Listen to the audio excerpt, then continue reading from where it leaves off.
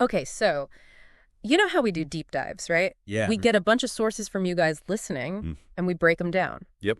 So this deep dive is about something that's been trending online. A lot of buzz. Yeah, big time, in Nigeria specifically. It is. And we have some really interesting articles here from Pulse Nigeria, Africa, and Sahara reporters. Yeah, and they all kind of center around this online reaction, this viral phenomenon that's been happening. Exactly. And it's fascinating how it all ties back to the economic situation Yeah. of the government there. Right, and specifically it was sparked by a video that a member of the National Youth Service Corps posted. The NYSC, right? Yeah, the NYSC. Yeah. So today we're going to kind of unpack this whole thing. Absolutely. We'll look at what happened, different perspectives. Right, and try to figure out what it all means for you, the listener. The bigger picture.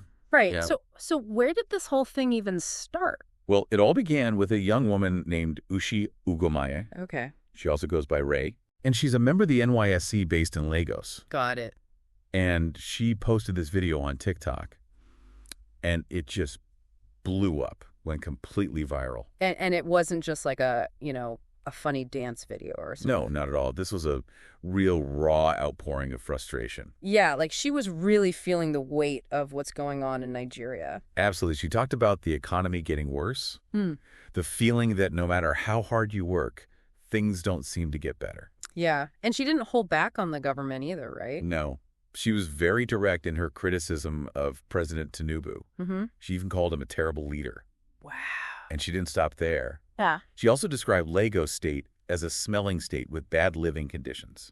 So she was really laying it all out there. She was, and Pulse Nigeria actually quoted her saying, "I don't know if there's been any other president that is terrible, but you are such a terrible president." Wow, so you can see why that kind of statement would catch people's attention. Absolutely. So what happened after this video went viral? Well, two main things happened almost immediately. First, you saw these hashtags, hashtag Tinubu is a terrible president, and hashtag 30 Days Rant Challenge, just explode all over social media. So people were really picking up on what she was saying. Yeah, it resonated with a lot of people who wanted to echo her message. Right. And then the second thing that happened is that Ushi started getting threats. Oh, no. Yeah, allegedly from NYSC officials who were pressuring her to take down the video and just stay quiet. So they tried to shut her down. It seems that way. But, sometimes that just makes things worse, right? It often does. Yeah. And in this case, instead of silencing her, it seemed to just energize even more Nigerians online. They rallied around her, used those same hashtags to spread her message and encourage others to speak up too. So it's like, you can't silence us all. Exactly. It became this collective pushback against what they saw as an attempt to suppress dissent. And it wasn't just a few people here and there. It sounds like the hashtag 30 Days Rant Challenge really took off. Oh, yeah, it became huge. There was this flood of videos and posts from people expressing that same frustration and despair. So what kind of things were people saying specifically? Well, one ex-user that Pulse Nigeria mentioned asked a really pointed question about the Nigerian leader's shame, Okay. especially given those reports of a big delegation flying on a private jet to basically beg for financial aid. Oh, wow. Yeah, and they wrote, "Dear Nigerian politician, how do you live with yourself? Are you not ashamed calling yourself a leader?" That's a pretty powerful statement. It speaks to this sense of national pride being hurt. Right. This feeling of hypocrisy from the leadership. Yeah, like a real disconnect between the leaders and the people. Exactly. And then another ex-user talked about the extreme poverty people begging for food in restaurants. That's awful. Yeah, and they use this analogy. They beat pickin'. They say, make pickin' no cry. So like you're hurting people and then telling them not to complain. Right. And they even called the government evil, which really shows the depth of anger and disillusionment. Yeah, it's not just like a mild disagreement. It's a deep-seated anger. Definitely. And were there other kinds of comments, or were they all sort of along those lines? Some were even more direct. Many Nigerians were naming President Tinubu, directly calling him a failure, a terrible leader. Some even accused him of tribalism, bigotry, stealing the election. Wow, so Ushi's words really gave a voice to a lot of people who felt the same way. It seems that way. That phrase, Tinubu is a terrible leader, was everywhere. So it wasn't just online ranting either, right? No. Pulse Nigeria had this story about a Nigerian who went to the market specifically to compare current food prices with what they used to be. To check if she was right. Yeah, exactly. And to question why she was being threatened for saying what many people clearly felt was true. That's pretty powerful stuff. It shows how online sentiment can spill over into real-world action. So we've heard about some individual examples, but how widespread was this whole thing, really? Well, okay, Africa quoted an ex-influencer named Odogwuzeji. Okay. And he said there were over 5,000 videos and posts on X using those hashtags in less than a day. 5,000? Yeah. That's huge. It is. It shows just how quickly this movement gained traction. So why do you think so many Nigerians felt the need to join in?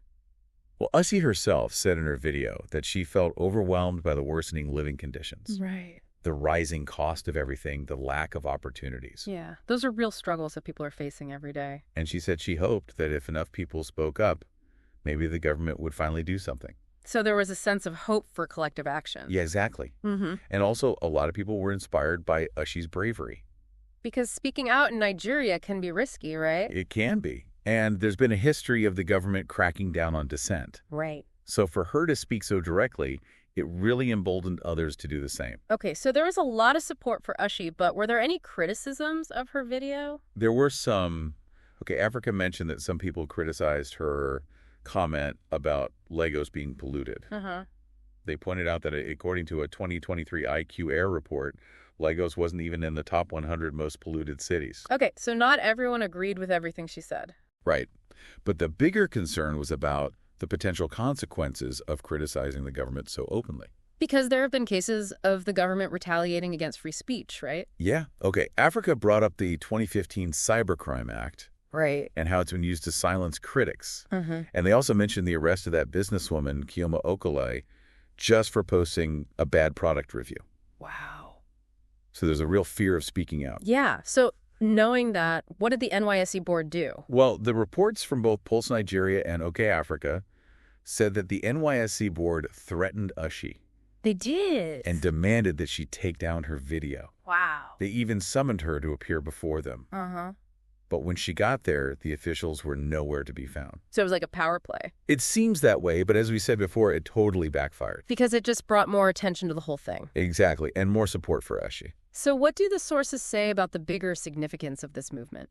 Well, Odogwuzeji, that ex-influencer, told OK Africa that he thinks it's crucial for young Nigerians to speak up. Right. Especially against a government that he sees as becoming more and more authoritarian. Right. He said it's about protecting Ushi and making sure that the suffering of Nigerians isn't ignored. So it's about resisting authoritarianism and defending free speech. Absolutely. And then Ize Godwill, another person Africa talked to, said that Nigeria has reached a breaking point.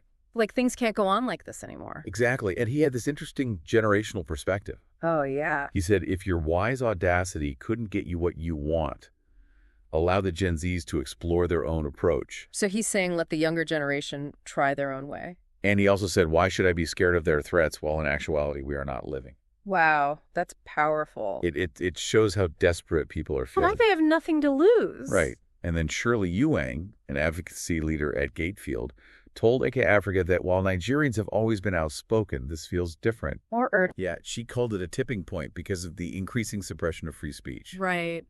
She mentioned journalists being kidnapped and arrested. That's terrifying. It is. And she sees this online outpouring as part of a broader erosion of civic space. So it's not just about the economy, it's about basic human rights. Exactly. And finally, Sahara reporters mentioned human rights activist Omoyele Sowore. Okay. And he's actually calling on more Nigerians to join the hashtag 30-Day Rant Challenge.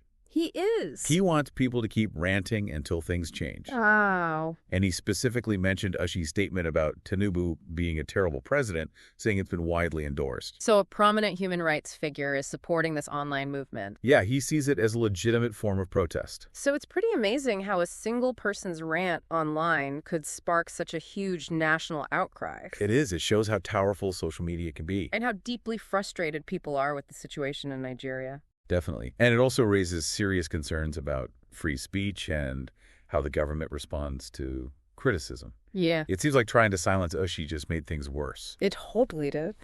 So what do you think this all means for the future?